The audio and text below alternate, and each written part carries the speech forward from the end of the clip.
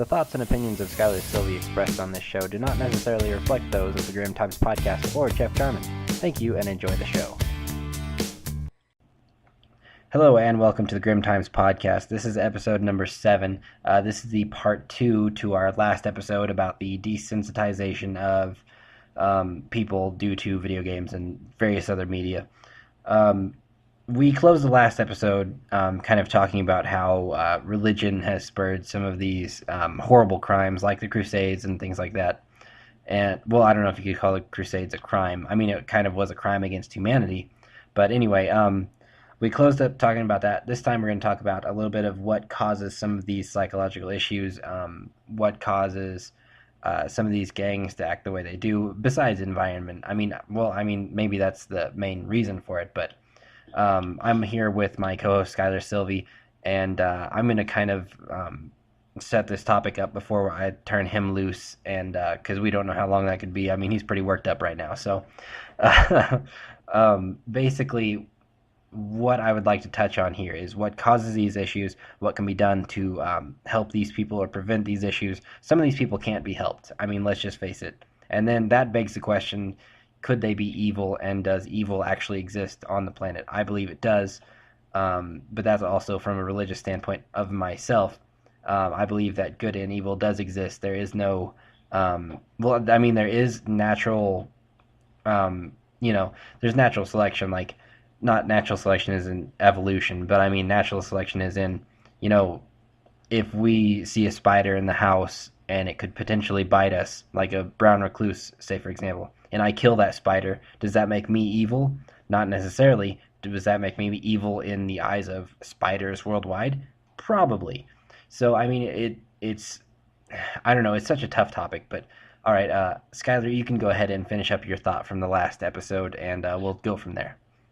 Okay, well, overall, along with religion causing an issue and poverty, like I was trying to say before, I'll give you a really grand example of what you get when you mix religion with poverty.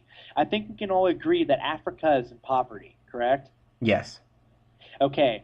Well, in Africa, like not too long ago, I think it was like the end of last year, somewhere around there, don't quote me on it. Basically what happened is there was, and I think I've mentioned this in another podcast, maybe not, I don't know, but anyway, the overall point is in Africa, there was 1 million people killed in 3 days. Okay, 90% of these people were not killed with guns, they were killed with machetes. And you know why? Because of religion. The Muslims are going in, the people of Muslim Africans were killing all the Christians. By the way, the Christians just stood there and took it. But the overall point is, that is my point. That poverty mixed with that with religion, which freaking Islam religion does have pretty much just as much violent tendencies as Christianity. People like to say more, but that's not true. It's just as much. In fact, to be honest, the Satanism religion, has less violence in it than those two combined. So the overall point is this. You mix poverty with religion, you create a negative religious extreme mentality. And that results in only one logical outcome, which is, drama. This drama is generally performed in acts of death and violence. Do you have any idea how many 1 million people are killed in 3 days? That is a very fucked up statistic. I don't care what you say or anybody says. That's like, just imagine 4 days, how many more people they killed in 3 more days. This would be 2 million people if you went on that same every 3 days they kill 1 million people. It's just one of these deals where, I find it really messed up. And I'm not blaming religion here. I'm blaming poverty, because I may not be a religious person. That is true, and I'll admit it. But the fact is that I don't believe that the point with religion was necessarily a negative attempt, but I believe that the core, I should say, of religion.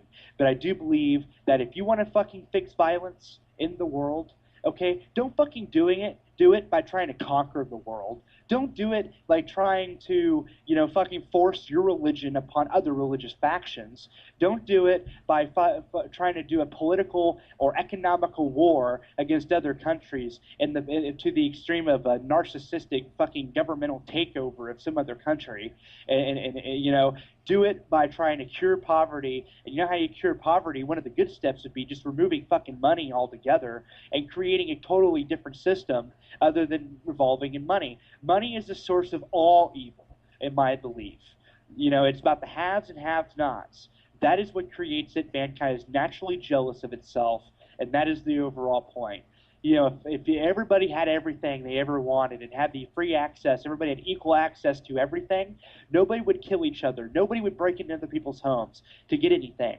Nobody would do anything because they would all have everything and have the same potential to get something that the other person has. You have two children that are fighting over one toy. You buy the other kid the same copy of the same toy, and then blah.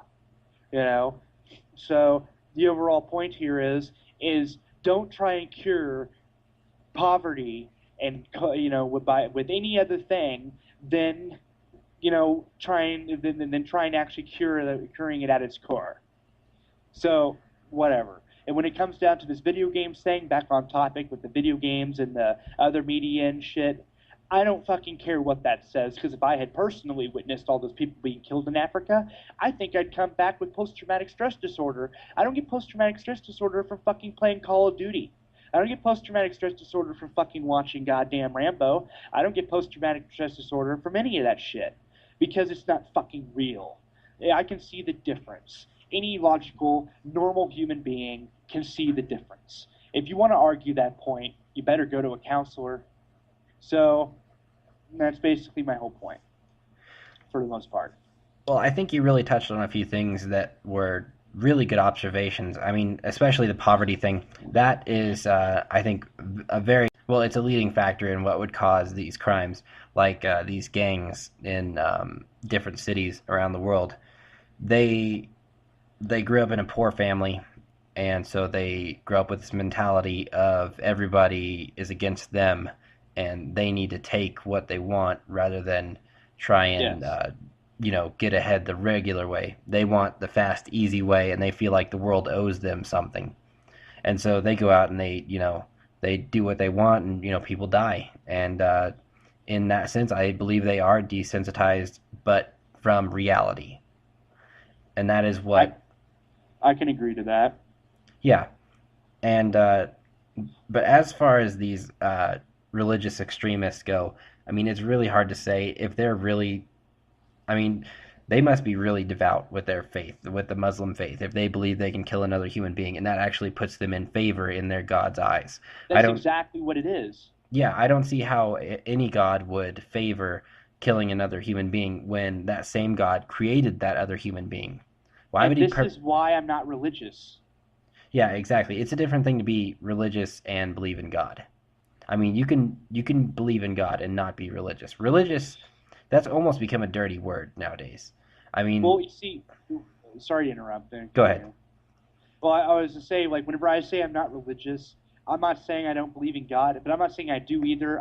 I'm agnostic, meaning that I'm allowing for the possibility that there is a God, but not exactly to the point of, I want him to prove himself or herself or itself to me prior to me actually devoting my time to it.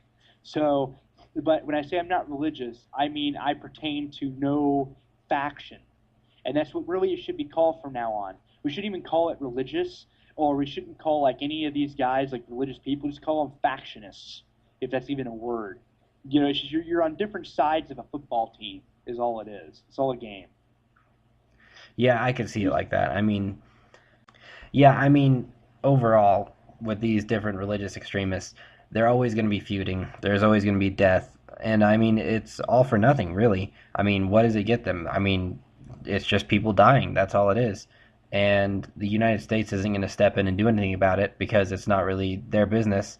And there's not a whole lot we could do about it anyway. I mean, so preventing religious war is it's never going to happen. I don't think religion is ever going to go away. I think it'll always be around, no matter how sophisticated we get. They're going to be holding on to what they believe is true. And, in a way, that's a good thing, but in a way, that's also a pretty bad thing. You want a good way to analyze the bad religions?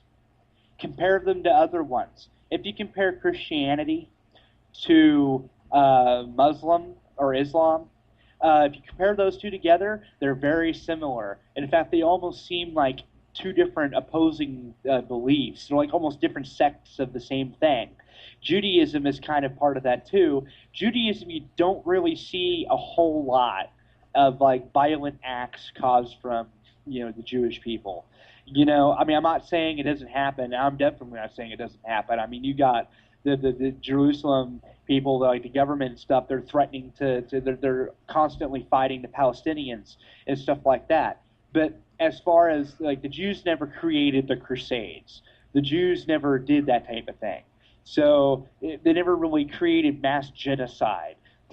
They just, I mean, it was mostly them being the ones, done that, had that done to them. But And I just have to then say you, that's a pretty bad thing when the best group is the one who didn't commit genocide.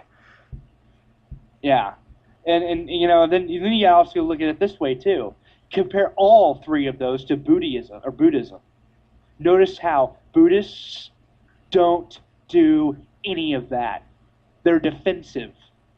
They will fight. Yes, they will kill people, but you have to do something to them first. You have to fight. You have to come up to a guy that's a Buddhist. You have to actually somehow, if he's a true devout Buddhist, you have to somehow piss him off, okay, which is hard enough to do.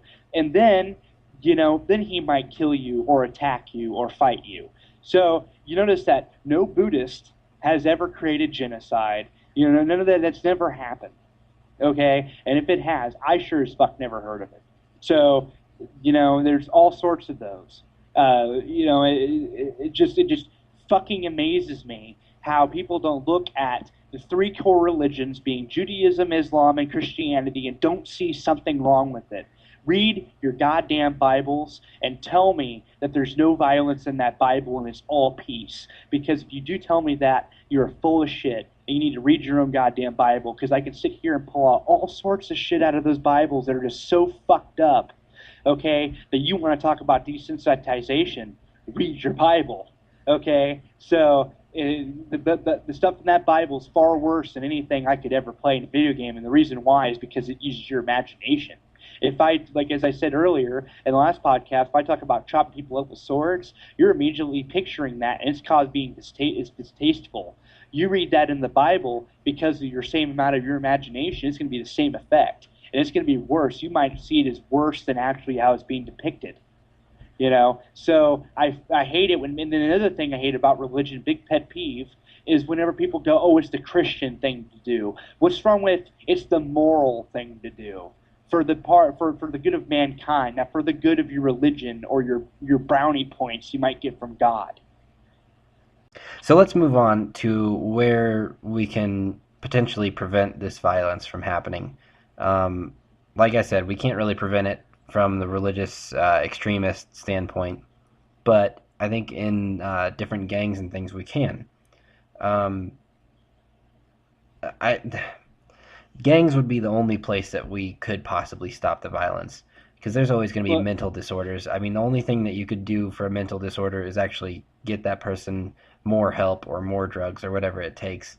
And I really wish drugs weren't the answer, but I think some people are just born to where, you just can't fix them. look, I'm gonna put it this way, and this is how I look at it. The problem with the gang thing is the only way to solve that problem is the one way that shouldn't be used, which frankly is violence. They have to use fire against fire because they're gone. Well, You want to talk about good? I think we should stop it before that though. We need to deal with the parents. The gangs that are already present, the people that are already in gangs, are to be the future fathers or mothers of their children to teach their children what they are like now. So my point is like their fathers like the current ones, like the current gang members, their fathers and their mothers, they're either already gone in jail or too old for it to matter. You go to the current, like when I say too old to matter, I mean it could be in the 30s for all that for all purposes.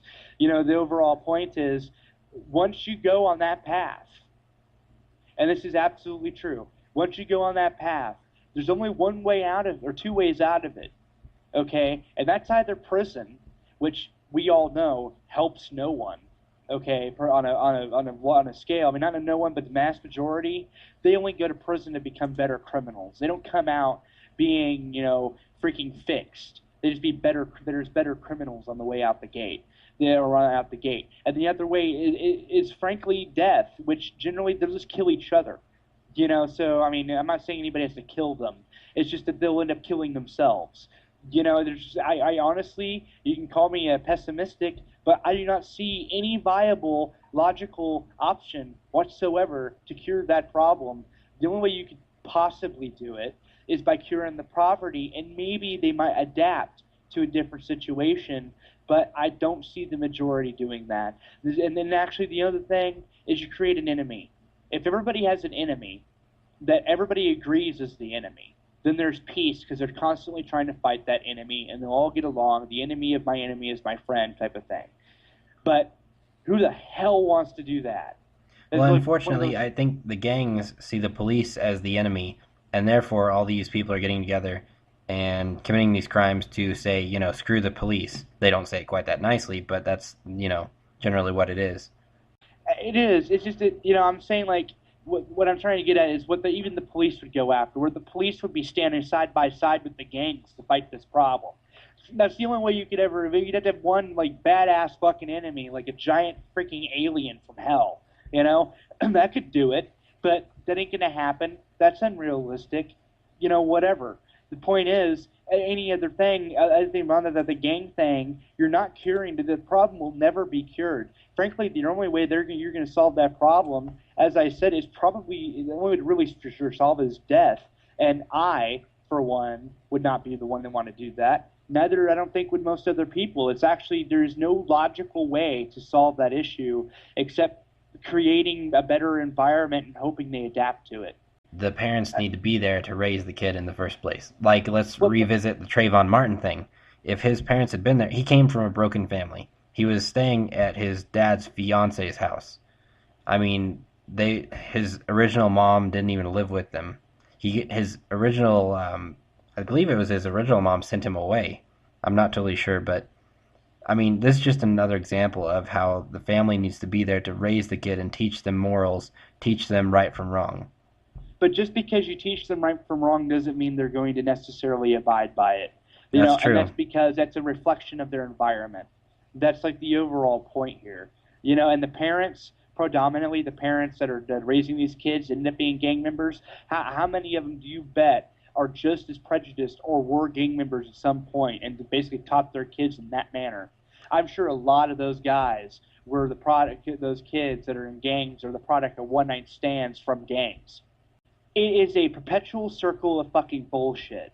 Okay, and the only part that annoys me, which makes it not even doesn't make it any better, is you got people on here sitting there trying to say that it's all race.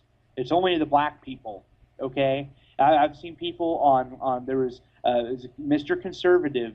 It's a forum or a blog, and they always hint at that. And the problem I have with that is simply the plain and simple fact that no, it's not has nothing to do with race whatsoever. White people are just as capable of doing the exact same thing as they are. The Italians had to have the mafia. Okay, what did they how they're not black, they're Italian.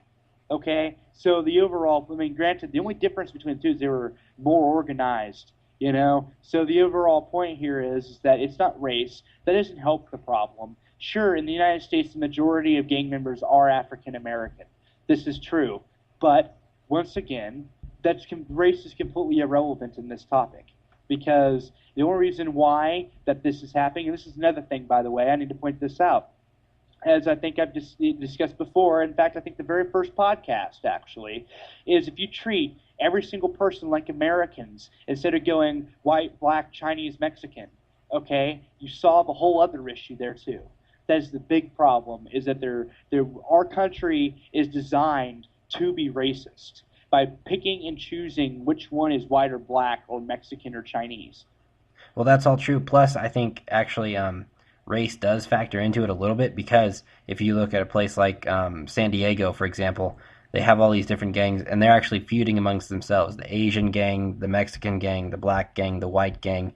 They're all fighting each other for some reason, for some stupid thing that I'm sure happened years and years ago, yet they're No, still angry over it. no. What I was getting at is that the black people aren't naturally evil to the point where, oh, this guy's black, he's going to be in a gang. Well, right. That's the assumption that these people are trying to set coin to. Is they're trying to state that just because this person's this race, that he's going to be in a gang. It's like destiny. He has no choice. That's the vibe given off by blogs such as what I just mentioned, which is Mr. Conservative is a big one. White supremacist. Yeah, they're trying to make themselves, their race, better than somebody else's. They're not not going to call themselves white supremacists, but frankly, most of these blogs are written by a female feminist bitch. Okay, and the reason I say that is, number one, I'm going to point this out. I'm against feminism. Its purpose is gone. It's moot. There's no reason for it anymore.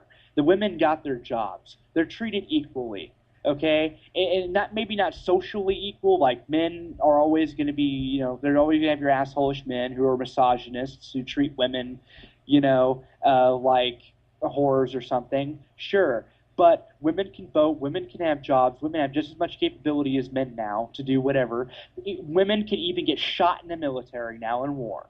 So the fact of the matter is the purpose of feminism is over with. And then you have this woman on this blog, something Tate, and she sits there and goes on these rants, and it just shows her absolute feminist nature. Everything she says is always an extreme perspective and fucked up. And and half the time I never really, I always want to go on there and just yell at her, pretty through writing. It just I don't know, it annoys the hell out of me. Yeah, I understand. We're at the end of this podcast here. Did you have a final thought you want to squeeze in? Yeah, I'm just going to sum up the whole thing really quickly. If you want to cure the issue, get rid of the racism in America by if the government wants to cure it, the government needs to stop picking and choosing who's religious, who's racist, what, and everything, and treat everybody like Americans. And then secondly, solve poverty by bringing back the outsourced jobs, give people jobs, and try and actually fix these communities that are fucked up. And then you'll find that some of them, maybe not all, maybe even most of them, might actually conform to a civilized nature and stop all their bullshit. It's very possible. It's either that or kill all of them, which frankly is not a very good idea, as I think anybody would agree. Right. Well, I think we're going to have to do another episode on this at some point in the future. There's just so much we could cover here. But, I'm sorry this wasn't the happiest podcast of all. It wasn't the funniest, but it's a serious issue, and we tried to cover it. So, well, this is the end of the podcast. Tune in next time. I think the next episode is going to be a Star Wars and Star Trek debate, so that'll be a little bit more lighthearted.